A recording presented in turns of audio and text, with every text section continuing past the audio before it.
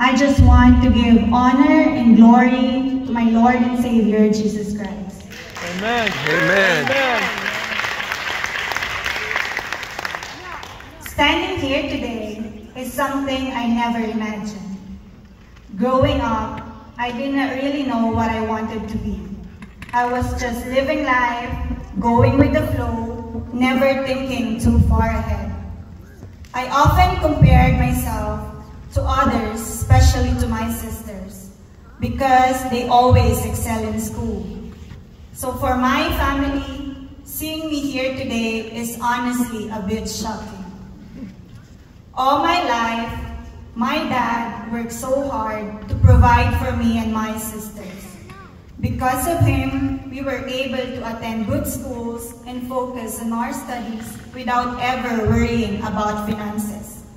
We did not have to work. We just had to study. Looking back, I realized how much I took that for granted. I was spoiled. I was just living life without purpose until everything changed. My dad got sick. I knew I had to step up, not just for myself, but for my family. That's when I started working different jobs in healthcare setting. At first, I was just trying to help, trying to carry some of the weight that my dad used to carry. Without letting him know so he wouldn't worry.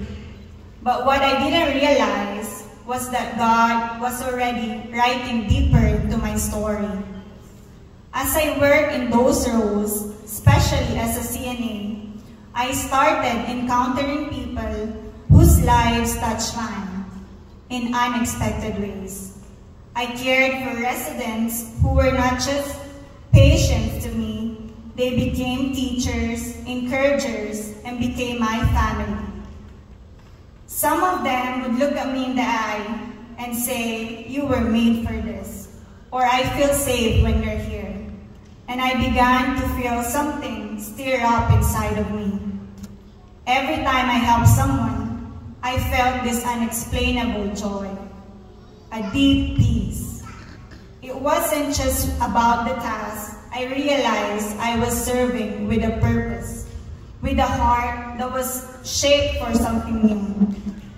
It was those in quiet moments, sacred moments, helping someone eat, comforting them through pain, or simply listening, that I started to recognize God's calling in my life.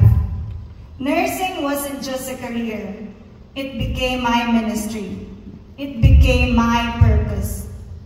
God used those long shifts, those aching feet, those tearful stories, and turned them into stepping stones, something greater. And today, I can stand here and say, this calling to be a nurse not just came from experience, but from obedience, from listening to God as He revealed His heart for others through mine. Also, growing up, I will never forget that day when my grandmother collapsed. My eldest sister, a nurse, stepped in and saved her life. Watching her respond with calmness and skill planted a seed in my heart. That moment made me want to become a nurse, not just for the title or for stability, but because I saw what it meant to make a difference. I saw what it meant to bring healing and hope. I've been truly blessed throughout this journey. I did not have to work overnights or multiple jobs during school because my husband and my family supported me every step of the way. But I know this is not reality for most of my classmates. I've witnessed incredible strength among my classmates, balancing school with overnight jobs, showing up to class exhausted, yet still determined to keep going. I've seen parents waking up early to get their children ready for school before heading to class, sometimes arriving late, not because they didn't care, but because they were carrying the weight of so many responsibilities.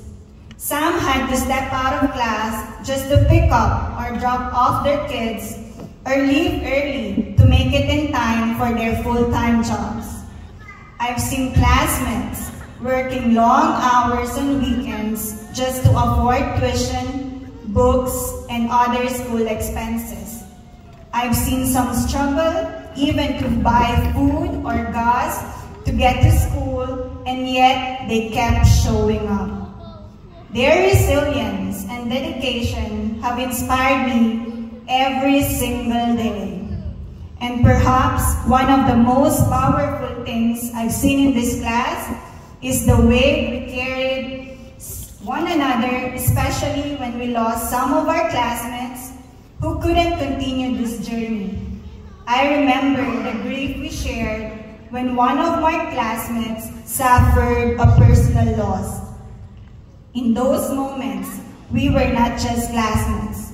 We were a family. We mourned together, supported one another, and reminded each other that we're not alone. I deeply admire and honor every one of them. They deserve to be recognized just as much.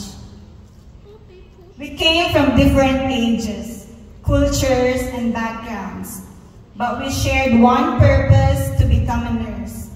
Nurses with not just skill, but with compassion, strength, and heart. This award may have my name on it, but I carry it on behalf of every student in my class.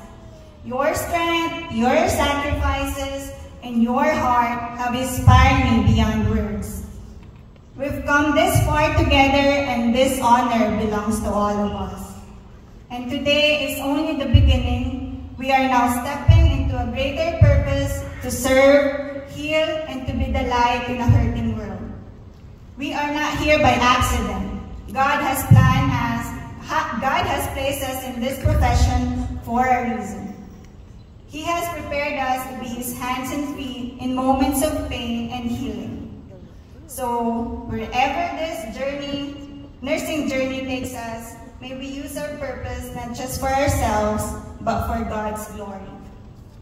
Before I end this speech, I'm sorry, I know it's kind of long, but I just want to thank all our family and friends and relatives who are here today. Thank you for showing up, for cheering us on, and celebrating this moment with us. Your presence means a lot. To my husband, thank you for being with me through every step of this journey. I truly couldn't have done this without you. Your constant support, your patience, and unconditional love helped me a lot. You believe in me in every single day when I doubted myself. You never once complained when I played nursing videos while we eat, cook, or relax, or when I practice my simulation skills with you. I am blessed to have you. To my dad, thank you for filing a leave and driving all the way here. You are the most hardworking person that I know. Thank you for not giving up on me. I love you, Daddy. To my mom, thank you for being the strong woman that you are. You have been there for every step of the way, always believing in me from a distance. I miss you so much, especially your warm hugs, sweet kisses, and all the delicious food you make with so much love. I can't wait to see you. I know you're watching right now, so I love you, Mom. To my sisters, Ate Sharla, Shaina, and Shania, thank you for being my best friend, my biggest cheerleaders, and my safe space. Your support, encouragement, and advice have shaped me more than you know. Thank you. To my mother-in-law, father-in-law, to my Oma and Opa, thank you for loving me as your own, for your endless support, and for all your prayers. Your home-cooked meals brought comfort in ways you'll never fully know.